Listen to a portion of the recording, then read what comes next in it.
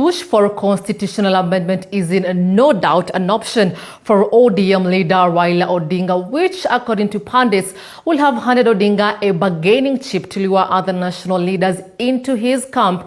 And although it is believed that selling Odinga in Mount Kenya, even with President Uhuru Kenyatta's support, will be a hard nut to crack, Deputy President William Ruto's triumph against President Kenyatta in his Kiambaa backyard on Tuesday may give Odinga all the reasons to join hands with Ruto to consolidate his chances in 2022. Our very own Musa Sala with an in-depth.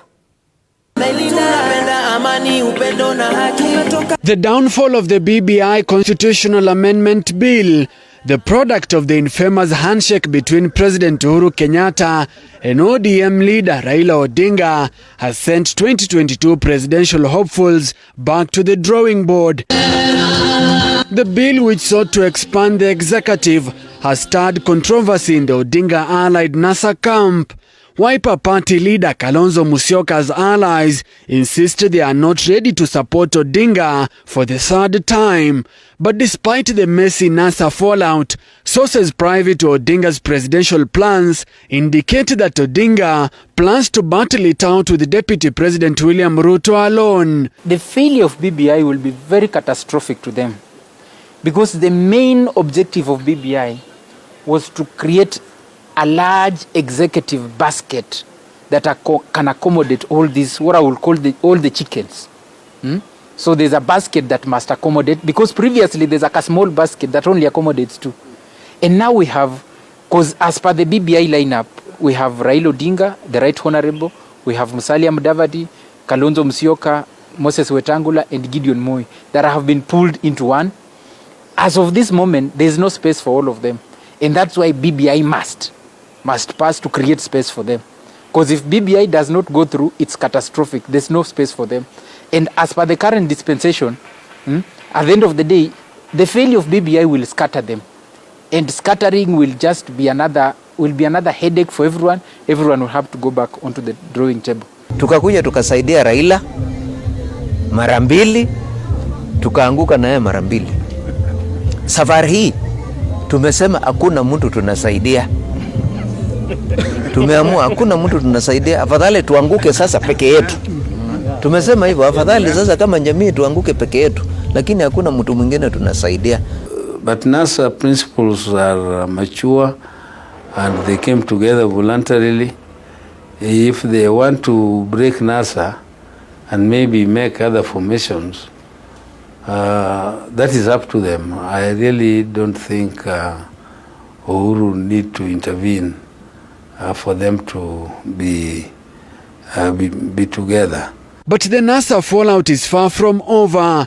According to Amani National Congress ANC party leader Musalia Mudavadi, plans are underway to iron out issues within their NASA outfit.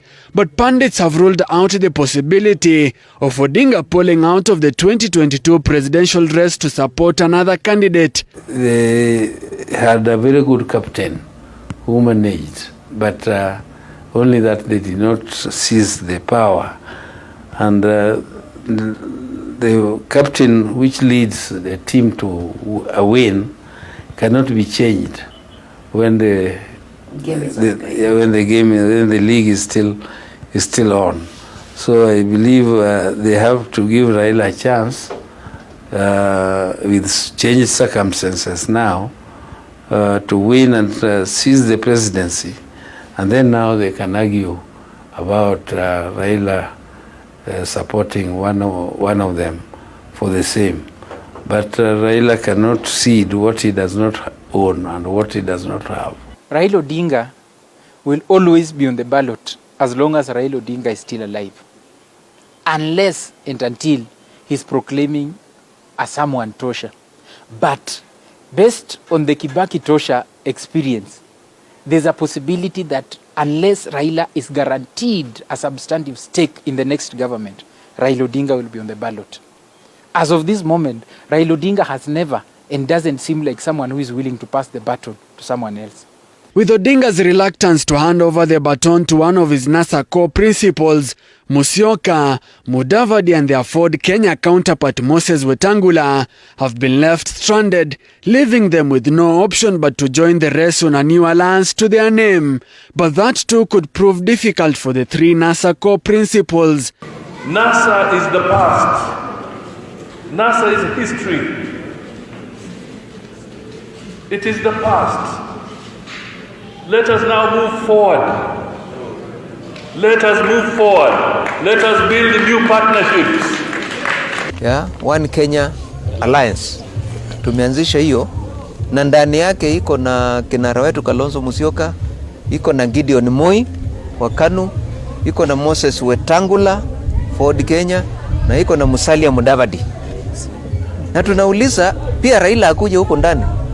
Yeah? Pia Raila akuje huko ndani. Ndio sasa tupingane na hii mtu ananjiita Asla. Yeah? Because hii mtu ananjiita Asla. We need that force. At the moment, there are only two. There are only two presidential mobilizers, two national mobilizers. People who have the energy, people who have the motivation, who have the drive, and who have the resources. Those two people are the Right Honorable Raila Odinga and the Honorable William Samoei Ruto, the Deputy President. Those are the only people. So any formation without those two people is meant to take nobody, cannot take you anywhere. With the One Kenya Alliance leaders out of his options, Odinga risks banking on President Kenyatta to deliver on the Mount Kenya region votes to clinch the top seat against Oka and Deputy President William Ruto. But Ruto's UDA win in President Uhuru Kenyatta's Kiambu backyard on Tuesday may get Odinga checking his cards to face Ruto alone next year. If I was Odinga, I would pick Ruto and will win the presidency. Because Ruto will split the Mount Kenya vote that has always been a menace for him since time immemorial. Ruto will bring him majority of the votes in Rift Valley. Ruto has made a bit of inroads in Western and Coast. Coast actually at the moment is split between Odinga and Ruto. Western is Odinga and Ruto. So at the end of the day, if these two come together, that's a guaranteed shot. Political observers argue that the recent Kiambaa by-election is a wake-up call to Ruto, who will need 100% support from the Mount Kenya region to clinch the top seat. And Kiambaa was just a lesson and a picture on what is happening in the country. There are many problems. So when people come with money and buy in votes, that doesn't mean that they are popular. Jubilee Party no longer enjoys any support in this region. However, pundits argue that a Raila-Ruto coalition would be nearly impossible, citing a repetition of the Kenyatta-Ruto fallout once the two get into State House next year. But now, because of course there are other dynamics, and now these ones are what we call fahali wawili hawakai zizi moja. Everyone is as powerful, considers themselves as powerful as the other. Every one of them is politically as arrogant as the other. So it's like none of them is willing to listen or talk with each other. He's talking to many people, and I cannot be privy to all of them. But that day, it can be predicted by people who are experienced like me. So I don't predict it, and I cannot foresee it happening in the near future, maybe after the elections. Hawakuji pamoja ati kwa sababu wako na philosophy siko karibu. Wanakuja pamoja kwa convenience. Ndipo wapate kiti washinde. Na sasa wakipitia yu mlengo, hata wakija pamoja, utakuta after 1 year ya kuunda serikali, the personality differences, tofauti zile za binafsi sinaacha kutokea. As politicians warm up to the season of alliances, opposition leader Raila Odinga's options remain open, but whether or not he is likely to join Ruto's camp still remains a political mirage. Musa Salah, TV47.